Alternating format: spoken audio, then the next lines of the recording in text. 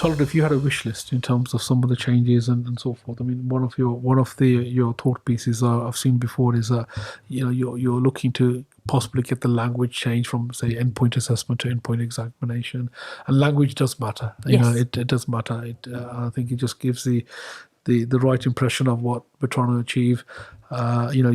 Previously you've also said that there's a lot of people who were in terms of endpoint assessments that book them, but then don't they reschedule or they cancel and so forth. There's a lot of that going on as well, a lot of inconsistencies.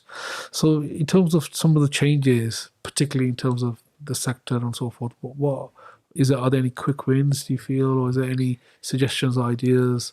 Well, I mean, I can mention the ones that have been well documented, such as functional skills and off the job, and they've been mentioned many, many times. But actually, there's some more simplistic things that we could do. But I just think by just changing one thing in isolation, there's a number of things with the programme delivery, programme structure and endpoint assessment, where if collectively we made subtle changes, it could have quite a big impact. Okay. So it's not necessarily big bang, small improvement, Exactly. And you know what, I think there's something around where we have to be honest around which occupations are most suited to an apprenticeship being the way of measuring it, and which ones might sit outside of that. Not all. Not one size fits all. Exactly. And we need to be honest about that. Now that brings challenges when we've got employers who are paying a tax. Yeah.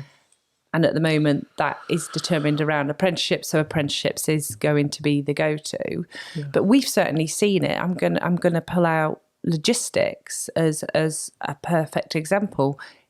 If you think about people working in Amazon, Whistle, that's very seasonal, peak periods, and actually it's all about productivity and utilisation. Saying that the person then has to go off and do a day's training a week, it's just not going to work for their business model. So actually, how can there be something different that still recognises there are individuals who have that opportunity to be developed, but an apprenticeship can't necessarily always be the catch-all.